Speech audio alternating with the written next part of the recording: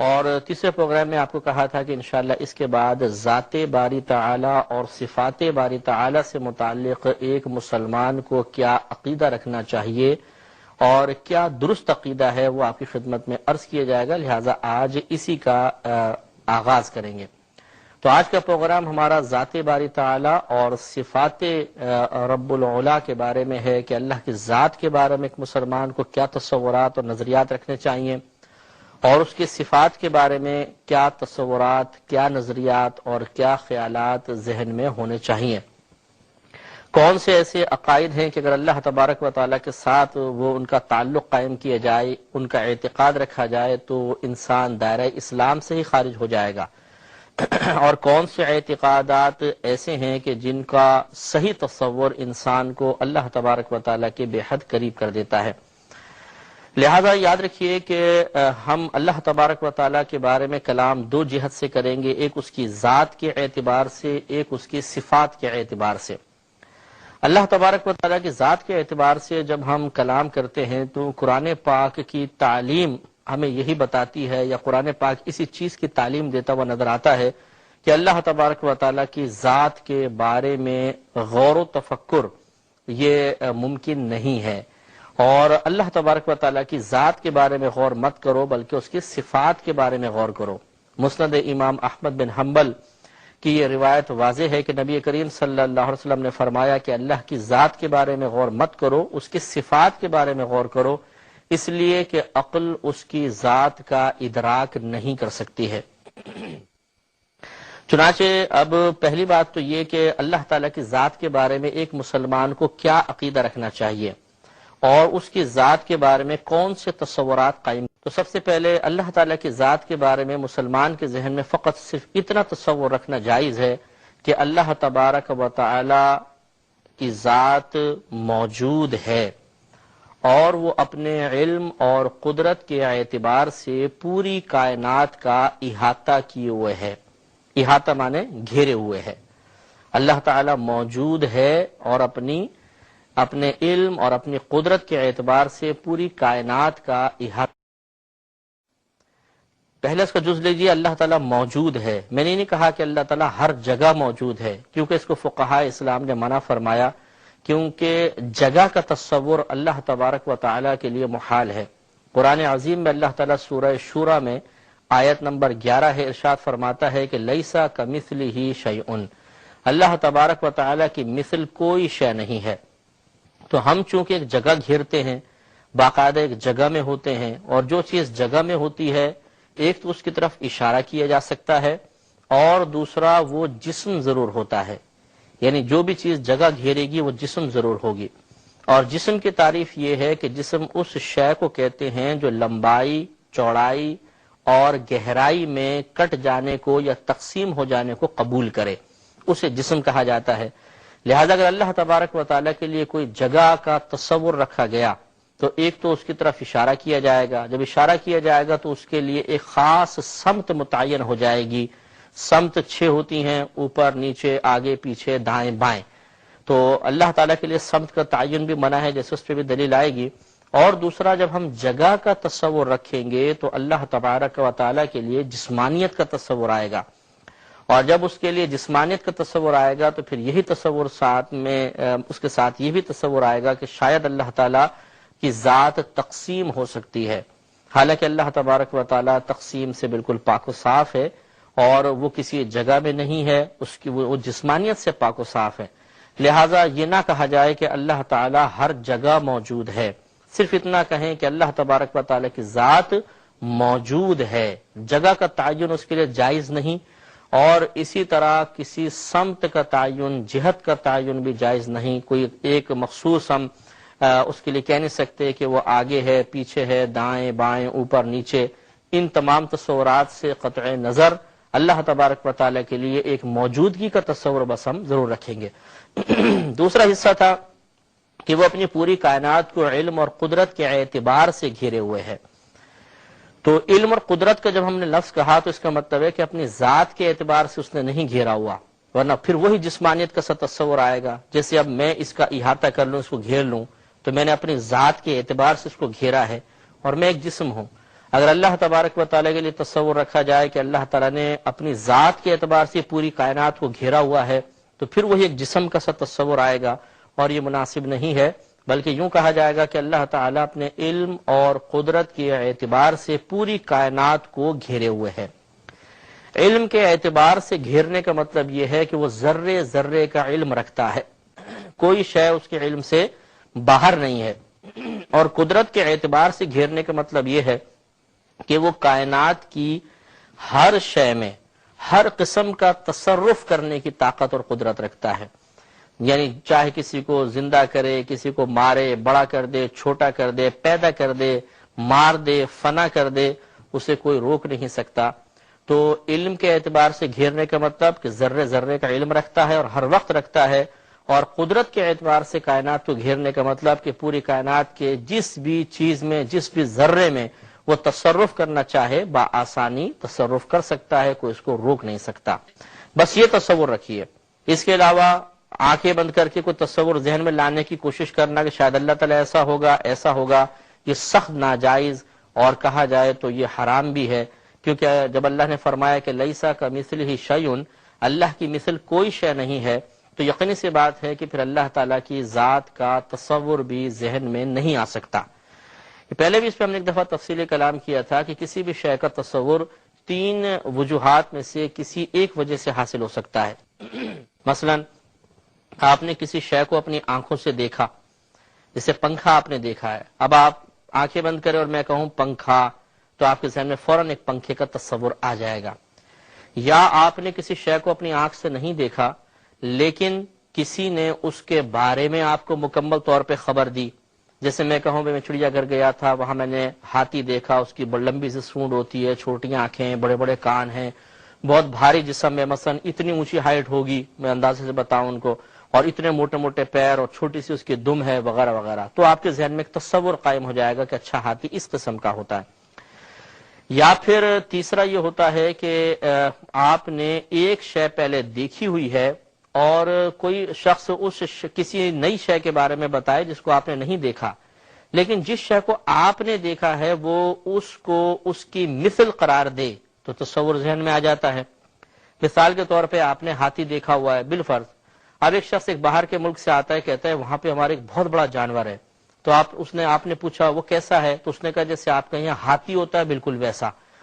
تو فوراً ہمارے ذہن میں ایک تصور آ جائے گا۔ تو یہ تین طرح سے کسی بھی چیز کا تصور ذہن میں آتا ہے، اور اللہ تبارک و تعالیٰ کے لیے تینوں قسم کی وجوہات سے تصور کا حاصل کرنا محال ہے۔ وجہ یہ ہے کہ نہ تو ہم نے اللہ کو دیکھا، چنانچہ دیکھ کے جو تصور حاصل ہوتا ہے وہ حاصل نہیں ہو سکتا۔ نمبر دو، نہ ہمارے نبی کریم صلی اللہ علیہ وسلم نے اللہ تعالیٰ کی ذات کے بارے میں کسی تفصیل کو بتایا کہ چلو بتانے کی وجہ سے ایک تصور قائم ہو جاتا، اور تیسری چیز کہ ہم نے اللہ تعالیٰ کی مثل کوئی شے دیکھی ہی نہیں، کیونکہ لیسا کا مثل ہی شیء، اللہ کی مثل تو کوئی شے ہے ہی نہیں، تو اس کا مطلب یہ ہوا کہ اللہ تعالیٰ کا تصور اس جہت سے بھی نہیں آ سکتا۔ جب نہیں آ سکتا تو پھر ذہن میں تصور قائم کرنے کی کبھی بھی کوشش مت کیجیے گا، ورنہ شدید نقصان۔ مجھے کسی طالب علم نے بتایا، یونیورسٹی میں پڑھتے تھے،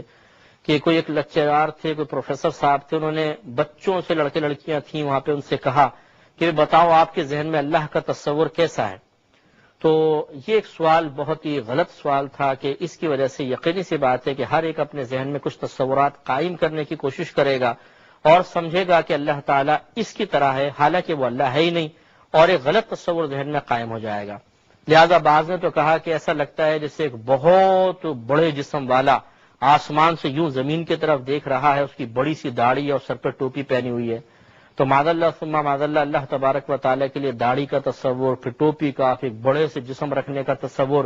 یہ سب ناجائز اور حرام ہے، اس لیے کہ جب تک شریعت ہمیں اجازت نہ دے اللہ تبارک و تعالیٰ کے لیے کوئی تصور، غلط تصور ہم قائم کر ہی نہیں سکتے ہیں،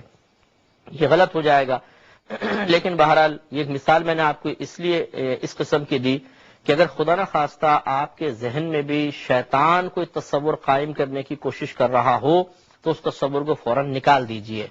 بس ذہن میں تصور رکھ سکتے ہیں آپ، یا یہ نظریہ رکھ سکتے ہیں کہ اللہ تبارک و تعالی موجود ہے اور اپنے علم اور قدرت کے اعتبار سے پوری کائنات کو گھیرے ہوئے ہے۔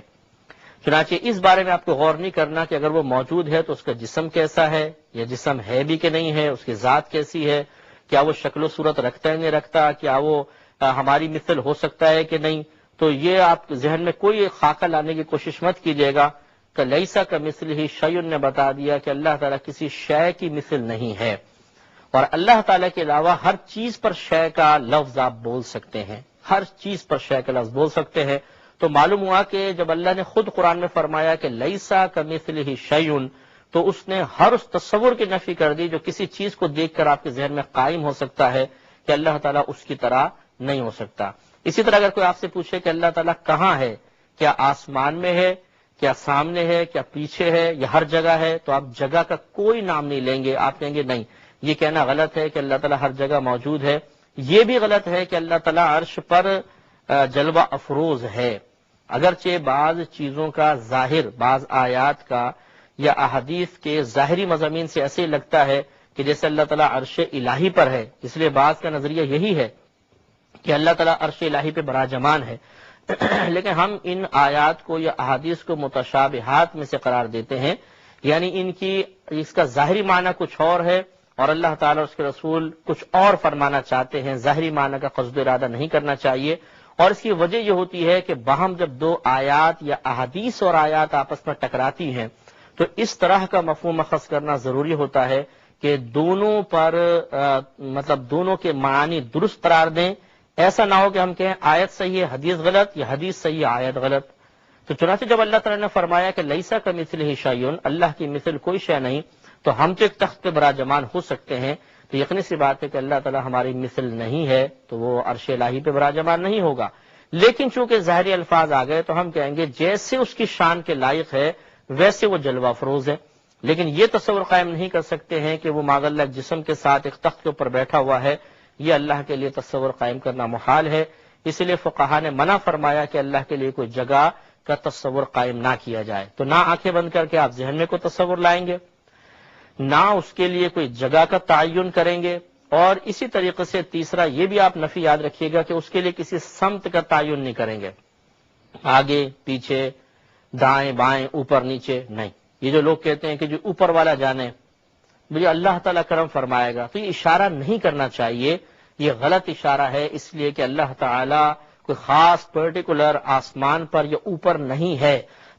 وہ موجود ہے کائنات میں، لیکن بات وہی ہے کہ وہ کس جگہ موجود ہے. تو مسئلہ یہ ہے کہ دیکھیں لیسا کمثلہ شیء اس کا جواب دے رہا ہے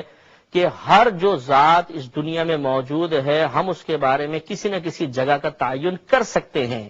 لیسا کمثلہ شیء، لیکن اللہ کی مثل تو کوئی شے نہیں ہے، تو اللہ تعالیٰ کے لیے جگہ کا تعین بھی نہیں ہو سکتا ہے. اور یہ بڑی حیرت انگیز بات ہے کہ پوری کائنات کا نظام چلانے والا، پوری کائنات کو پیدا کرنے والا، ذرے ذرے سے اس کی ذات کی موجودگی پہ دلائل حاصل ہو جاتے ہیں، لیکن خود آپ اس کے لیے جب ذات کا تصور لانے کی کوشش کریں گے ذہن میں کوئی تصور نہیں آ سکتا. جگہ متعین کرنا چاہیں گے نہیں کر سکتے ہیں، سمت کا تعین کرنا چاہیں گے غلط ہوگا. ابھی جو بچوں کی کتابوں میں بھی لکھا ہوتا ہے کہ مثلا سوال اللہ تعالیٰ کہاں ہے، نیچے لکھا ہوتا ہے اللہ تعالیٰ ہر جگہ موجود ہے. بہتر یہ ہے کہ یہ کہا جائے کہ اللہ تعالیٰ کائنات میں موجود ہے. کس جگہ موجود ہے کسی خاص پرٹیکولر جگہ کا تعین نہ ہو، نہ ہر جگہ کہا جائے، کیونکہ ہر جگہ میں یہ ٹیبل بھی ہے، ہر جگہ میں یہ زمین بھی ہے، ہر جگہ میں ناپاک اور گندے مقامات بھی ہیں. تو اللہ تعالیٰ کے لیے اس قسم کا کوئی بھی جملہ نہیں کہنا چاہیے. اللہ تعالیٰ موجود ہے، اللہ تعالیٰ اس کائنات میں موجود ہے. چھوٹے بچے کویسچن کریں کہ پھر وہ کس جگہ موجود ہے تو انہیں پیار سے سمجھایا جائے کہ بیٹا بھی آپ کا ذہن بہت چھوٹا ہے، تھوڑے سے آپ بڑے ہو جائیں گے تو انشاءاللہ ہم آپ کو تفصیل سے بتائیں گے. جیسے سینکڑوں چیزوں کے بارے میں بچے کویسچن کرتے ہیں، تو ایسا تو نہیں ہے کہ ٹیچر اور ماں باپ ہر کویسچن کا جواب مکمل تفصیل کے ساتھ اس بچے کو دینے کی کوشش کریں. تو لہٰذا اس عقیدے کو بھی پہلے اتنا ہی سمجھایا جائے اور اس کی تفصیل پھر جب بچہ ذرا بڑا ہو جائے تو آگے چل کر سمجھائی جائے. دوسری بات یہ کہ سوال یہ پیدا ہوتا ہے کہ نبی کریم صلی اللہ علیہ وسلم سفر معراج پر آسمان کی طرف تشریف لے گئے تھے، اور وہاں مطلب یہ کہا جاتا ہے کہ آپ نے سفر معراج میں اللہ تعالیٰ سے ملاقات بھی فرمائی. تو اس کا مطلب یہ ہے کہ اللہ تعالیٰ تو آسمانوں پر ہوگا، تبھی تو نبی کریم تشریف لے گئے. تو مسئلہ یہ ہے کہ جیسے ہم آپ کو دلائل کثیرہ بتا رہے ہیں کہ ان کی روشنی میں فقہا نے یہی نتیجہ اخذ کیا ہے، علماء متکلمین نے یہی نتیجہ مرتب کیا کہ اللہ تعالیٰ کے لیے کوئی سمت کا تعین نہیں کر سکتے ہیں، اور وہ خاص آسمانوں کی طرف اشارہ کرنا، یہ کہنا کہ وہ آسمانوں میں ہے، غلط ہوگا۔ تو اب یہ جو سفر معراج پہ نبی کریم صلی اللہ علیہ وسلم گئے، صحیح حدیثیں یہی بتاتی ہیں کہ آپ آسمانوں پر گئے، لیکن یہ یاد رکھیے کہ یہ ایک معجزہ تھا، اور معجزہ تو کہتے ہی اس کو ہیں جو عقل کو عاجز کر دیتا ہے، عقل کی سمجھ سے ماورا ہوتا ہے۔ لہذا اللہ کے لیے سمت کا تعین نہیں ہو سکتا، اللہ کے لیے جگہ کا تعین نہیں ہو سکتا، اور پھر نبی کریم آسمان پہ تشریف لے جا رہے ہیں اور قصد و ارادہ یہی ہے کہ اللہ تعالیٰ سے ملاقات ہوگی، تو ان دونوں میں کے اندر کوئی ربط پیدا نظر آتا، تو اس لیے نہیں آتا کہ یہ ایک معجزہ تھا، اور معجزہ تو عقل میں آ ہی نہیں سکتا ہے۔ تو یہ عقیدہ رکھنا ضروری ہے کہ اللہ تبارک و تعالیٰ کے لیے کوئی خاص جگہ، خاص سمت کا تعین ناجائز ہے۔ ہاں وہ اس کائنات میں موجود ہے، اور اپنے علم اور قدرت کے اعتبار سے پوری کائنات کا احاطہ کیے ہوئے ہے، پوری کائنات کو گھیرے ہوئے ہے۔ تو اب ایک تو ہم نے آپ کو بتایا کہ اللہ کے لیے تصور محال، دوسرا اس کے علم اور قدرت کے اعتبار سے کائنات کو گھیرنے کا مطلب، تیسرا اللہ کے لیے جگہ کا تعین، چوتھا اللہ کے لیے سمت کا تعین۔ یہ اس کی ذات کے حوالے سے بہت ہی ضروری عقیدے ہیں جو ہمیں اپنے ذہن میں جمعی تفاصیل کے ساتھ رکھنے چاہیے۔ انشاءاللہ مزید کلام ضرور ہوتا رہے گا، لیکن اگلے پروگرام میں